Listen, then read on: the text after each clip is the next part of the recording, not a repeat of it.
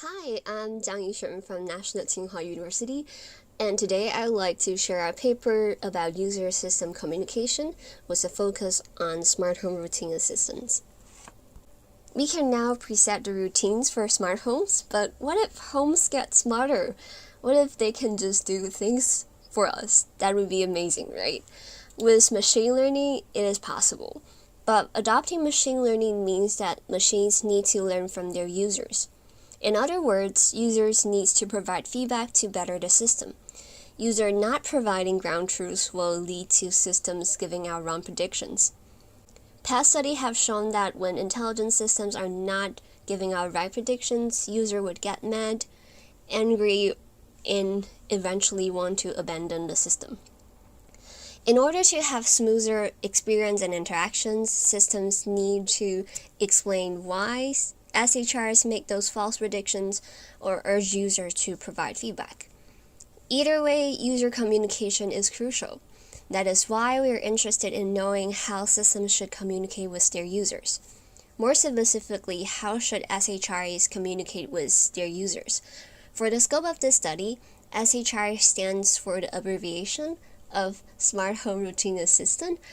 They are agents that predict residents' intended action on connected home appliances based on their routines and automatically perform those actions for them. We've invited 20 participants, 10 male and 10 female, to enact different designs and situations. By leveraging user enactment, we are able to gain insights into people's thoughts and preference more efficiently. The study took place in a mock-up living room with SHI simulated in Wizard of Oz style. In total, we have explored 7 different dimensions of SHIs, as shown in the slide. In a typical round of enactments, the participant would be assigned with a script. For example, it is a hot summer day and you want to turn on a fan. After reading the assigned script, the participants would be asked to take the actions they deem appropriate, such as walking toward the fan in order to turn it on. We tested out different situations where the predictions could be right or wrong. After each round of enactment, we would follow up with questions regarding their thoughts at the moment. Besides follow-up questions, we also interview participants at the end of every study. We aim to answer 3 research questions with our study, which are: how would people prefer to communicate with SHRs? What do people want to know when communicating with SHRs? Lastly, how do people perceive and assess incorrect automatic acts caused by false prediction? What would they do to better SHRs? Due to the time limit, I would share 3 main findings in 4 design spaces for future smart home designers in this presentation. The first part of our findings would be people's preferred communication style, whether a SHI should ask for permission, notify only, or have no notification at all. There is no definite answer, but we found 4 factors that would affect people's preference. The first factor is the perceived possibility of being a wrong act. If the SHI has high confidence, it won't need to ask. On the other hand, participant 10 commented that low confidence means it is not sure, and it should ask me. Participants' natural preferred level for user control also plays a part. Some naturally prefer to have more control over the system. Participant 7 has told us that just turn on the TV without asking me. I find it quite disrespectful, while others are perfectly fine for SHRs to do things automatically. The third factor would be the cost of an automatic act. If the system were to turn on risky appliance, such as gas, according to participant 16, SHRs should ask for permission. Other contextual factors would also affect participant preference for communication system. Participant 4 told us that weather could be one of them. If it was hot outside, it would be nice to have it automatically turn on AC for me, but if it were cold, it would be annoying. The second part of our finding is about confidence.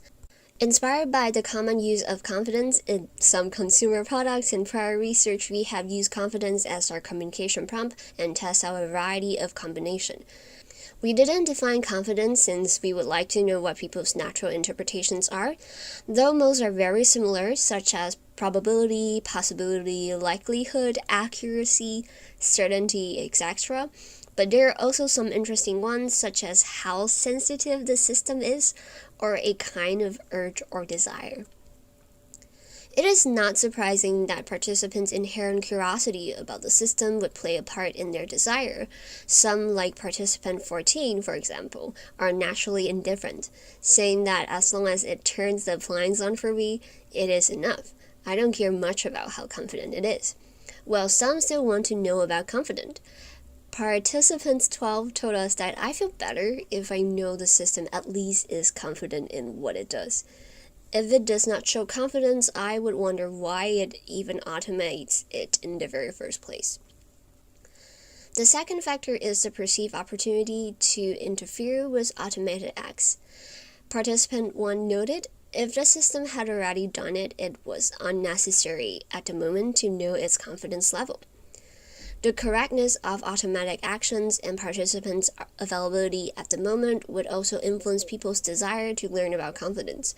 Participant 15 said, I don't want to learn about confidence now since I just got off work. All I want to do is relax. Our last main finding would be how people react when CHI is error.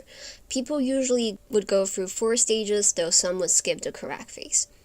Participants would first assess whether they are correct, whether the exact appliance they want to turn on is actually turned on at the moment. If CHI's prediction is wrong, they would further assess whether the act is appropriate.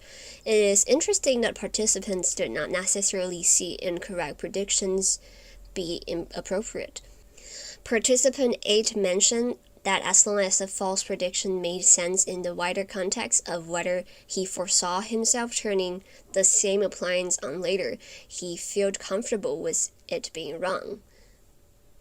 In the diagnose stage, participants tended to diagnose CHI's actions correctness by speculating about what information the system had collected, how it had predicted their intention, and why the automatic actions was chosen. Some participants would then move on to the correct phase, such as by telling the CHIs that its confidence is too high or too low. Participants' availability was a key factor here, though participant 2 said, since the prediction was wrong, I would like to fix it now. We also have participant 15 explained, it is annoying to have multiple prompts for feedback in a short period of time.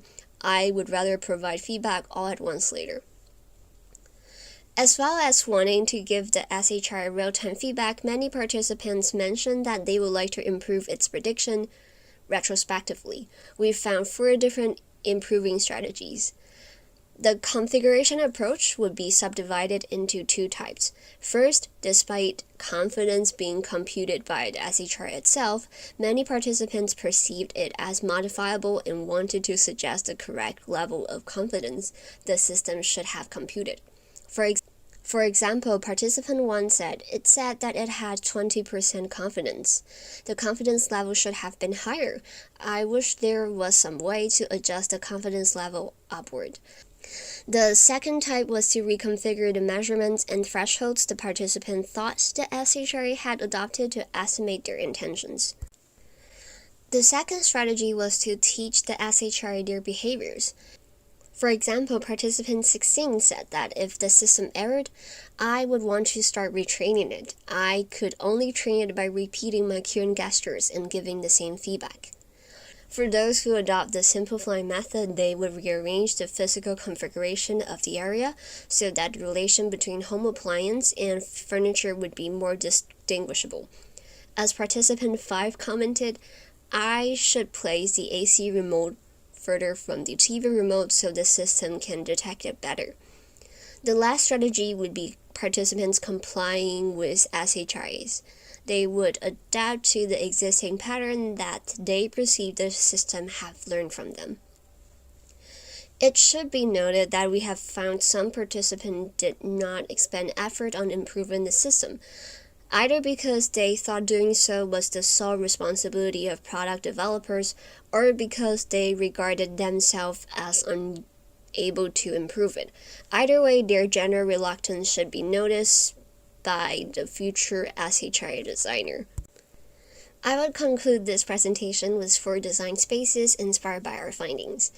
During the onboarding phases, SHIs should first check the household's existing AI-related knowledge and mental models. It is vital to do so since such mental models would affect their future interactions with the system. SHIs should allow households to customize the system to their liking, such as to tailor how they prefer SHIs to communicate with them and how detailed explanations should be. Tutorials on how to appropriately give feedback to improve their system and how much training they need should also be provided. The SHI should ask for permission to perform actions when it is first introduced into the household, since receiving regular feedback is important to better the quality of its prediction.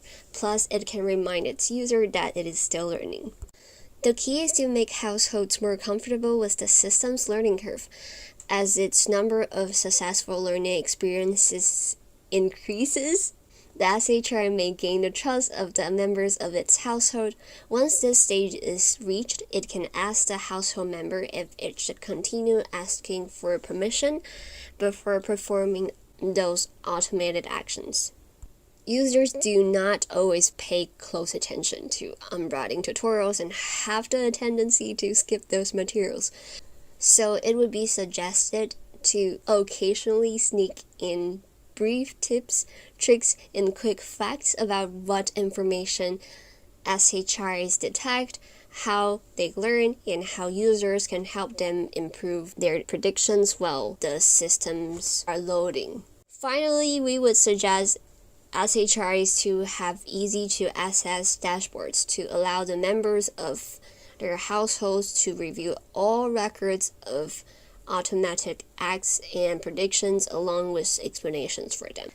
Dashboards should also allow the users to modify all preferences they had previously set and allow more advanced configurations such as parameters for prediction and for deciding whether to execute an act.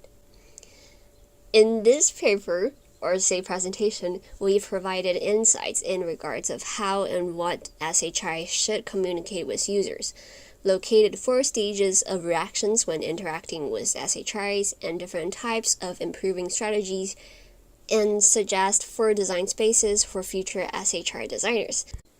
Please refer to our paper if interested in more findings regarding how users interact with intelligent systems, and thank you so much for listening.